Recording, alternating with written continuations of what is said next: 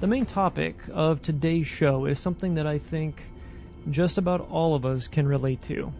I can personally remember growing up with board games like Monopoly, The Game of Life, and Clue. It seemed like everyone I knew had a specific closet or shelf set aside for just games. It was an important part of the day when family and friends would get together around a table and enjoy each other's company. Some of my fondest memories include me and my friends having sleepovers and playing board games into the early morning hours. There was one game in particular, however, that my family never owned, but many of my friends did. This board game always seemed like it was a little further back in the closet than the other games and buried just a little bit deeper. Just the sight of it sitting in the back of the closet always filled me with a feeling of curiosity. I am of course referring to a game that we now know as the Ouija board. Most of us are familiar with the name, whether you've actually played the game or not. What most people are not familiar with is the long and spiritual history behind the Ouija board and other board games like it. Most people would assume that Parker Brothers or Hasbro were the original creators of the Ouija board, but in actuality, the game's origins date back to the late 1800s. In fact, different versions of the Ouija board were used as far back as 1100 AD in China. Historical documents prove that people would use a planchette on a piece of paper which had pictures and symbols on it similar to the Ouija boards of today. During this time, it was more well known as a type of automatic writing. The use of planchette writing was a common method used in necromancy and communion with the spirit world. In other cultures, it was known as mediumistic spirit writing, and was practiced in ancient India, Greece, medieval Europe, and Rome. In the 1800s, these tools for communicating with the dead became more popularly known as talking boards or even spirit boards, and were used during the Civil War to connect survivors with the loved ones they had lost. On May 28, 1890, businessman Elijah Bond patented a planchette sold with a board that had the alphabet printed on it, similar to the Ouija boards we know today. The issue date of Elijah Bond's patent was February 10, 1891, and for this reason he is credited with the invention of the Ouija board. At this point, the board was only marketed as a commercial parlor game. In 1901, William Fuld took over production of the board and began producing his own boards under the Ouija name. William Fuld became synonymous with the Ouija board by reinventing its history and claiming that he was personally responsible for inventing it. From the 1920s through the 1960s, the Ouija board spiked in sales, and in 1966, William Fuld's estate sold the entire business to Parker Brothers. Parker Brothers began marketing the Ouija board as a children's game, and in 1987, commercials began to air on television showing young kids playing with the board. During these commercials, an ominous-sounding narrator could be heard taunting the children as they played. It's just a game, isn't it?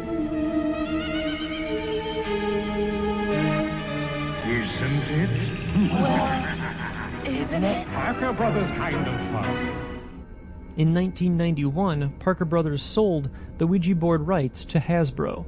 Hasbro continued to market the game towards children and families, and continued running commercials that still depicted children playing the game, but without the eerie music and disembodied voice from the earlier commercials.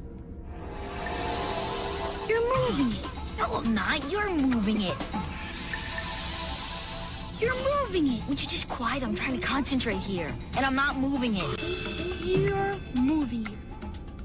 Even today, the Ouija board's popularity thrives, and it continues to outsell many other games. So what's so special about a board with some letters and numbers printed on it, you might ask?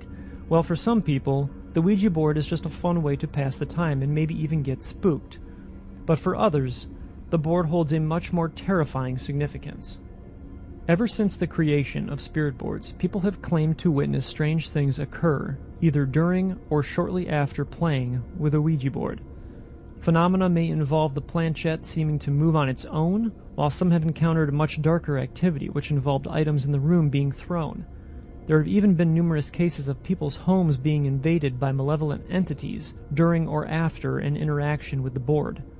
Some people believe that it is also possible to unwillingly invite possession through a Ouija board. One particular case dates back to 1816, where a young girl in Picardy, France apparently became possessed by multiple entities during a spirit board session. In fact, in 1949, the possession of a 13-year-old boy in Cottage City, Maryland, named Ronald Hunkeler, was believed by some to have coincided with the use of a Ouija board. 22 years later, the story of Ronald Hunkeler's ordeal was turned into a book, and 2 years after that, in 1973, the book was adapted into one of the most well-known movies of all time, The Exorcist. You don't have to look very far to find interesting stories of Ouija board encounters. Here are just a few tales that are believed to be true. Experience number 1. I got my board after months of harmless paranormal activity in my house. When I contacted something, the planchette started doing figure eights across the board, which is a huge no-no. That means something demonic was present. I didn't touch it for months. When I tried again, I asked where the spirit was in my room.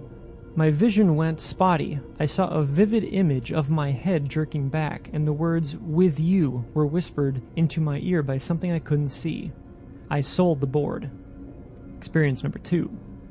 My friend had mentioned that she had a board, so I asked her to pull the board out so I could check it out. At first she said no, but then she agreed to do it as long as she didn't have to participate. After she had the board set up, I asked, "Is there anyone here?" Nothing. So being a dumb teenager, I said, "If anything is in here and not talking, you're a coward." The board was put away after that. Fast forward a week later, I wake up on a stereotypical stormy night. Thunder and lightning, wind and rain, the works. I look around to see why I woke up and couldn't see a thing, and decide to try and fall back to sleep. After laying there for about 30 seconds, I hear from downstairs, "Get the boy," in a very raspy, wispy voice. I open my eyes and listen. Nothing. I start to go back to sleep. "Get the boy." It was much louder this time. Then my downstairs door slammed shut. I freaked the F out because nobody slept down there, and we had no drafts. Nothing really happened after that. I learned my lesson. Experience 3. Doing the board with 6 or 7 people.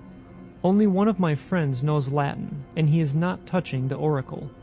The contact starts speaking to us in Latin. This same friend later pulled his hand back from the oracle, having received what looks like a small scratch on his wrist. Not bleeding, but bright red as if it was fresh. His girlfriend at the time was plagued by a contact they had made and would wake with strange bruises on her legs. We also contacted something that called itself Z. We think Z was trying to escape, as our friend who was conducting the session told us not to let anything touch all 4 corners. My friend asked Z if it was an enlightened being, to which it responded yes. When my friend asked Z how it unlocked all of its chakras, it began to travel back and forth between the picture of the sun and the picture of the medium using the board. These pictures are on 2 of the corners of the board. This motion increased violently in speed until my friend said rather rudely and shouted, Okay, talk to the sun, I get it." I'm still not exactly sure what any of this meant. Experience number 4.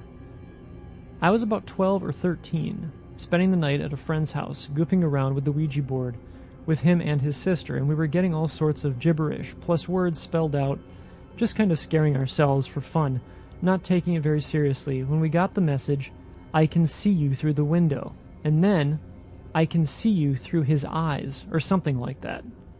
There was just a small window in the basement room where we were, and just the backyard and woods past the driveway visible through the window. We asked it more questions and it said, "I'm under the car." So we somehow got up the nerve to go out with a flashlight and peer under the car, where we saw a huge black stray cat, which was hissing. We ran inside, freaking out, and at the exact moment the power failed and all the lights in the house went out. A few minutes later, the power came back on and we sat up till dawn that night, scared, and never played with the board again. Experience number 5. The band Mars Volta got an entire album out of one of their experiences with a Ouija board.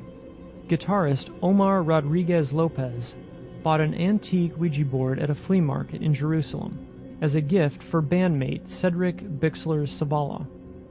The two played with the board after shows in the tour bus, and they contacted a spirit named Goliath.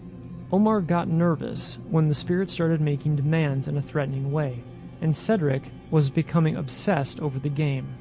Omar ended up burying the board. He is the only one who knows where the board is buried.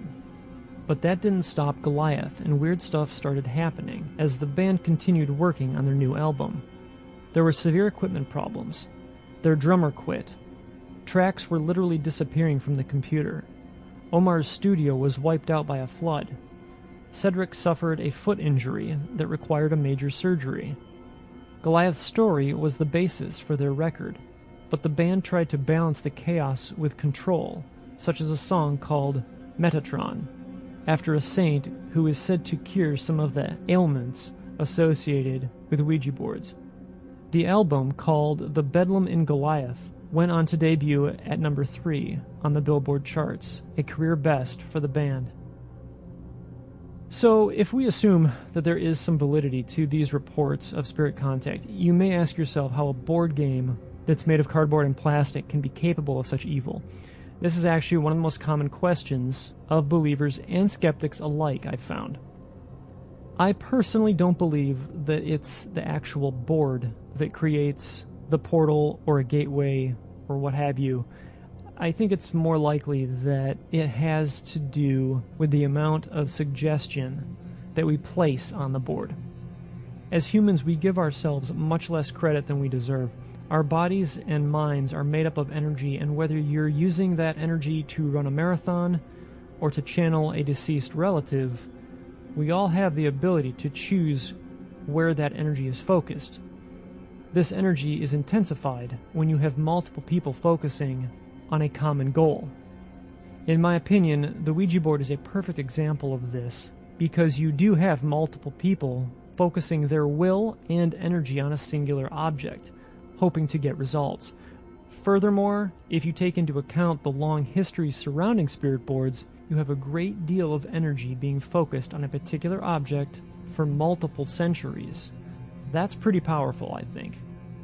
So while I don't believe that Ouija boards are inherently evil right off the shelf, I do believe that they can be used to call forth malevolent energy. And in some cases, that bad energy can attach itself to an object just as easily as it can attach to a human. I do think that Ouija boards can be used safely and with positive results, but it's important for the players to understand the possible consequences. I see the Ouija board as more of a tool than a game, and therefore believe that you should have experience in dealing with the paranormal before you grab a planchette and start asking the board questions. It's been over, I would say, about 25 years since I've used a Ouija board, and I vividly remember the excitement my friends and I felt as the planchette spelled out words and answered questions. We always blamed each other for moving the pointer, but I know in the back of our minds we always wondered if there was something more to it. Now, many years and multiple paranormal experiences later, I do believe that there is more to this parlor game than what's written on the box.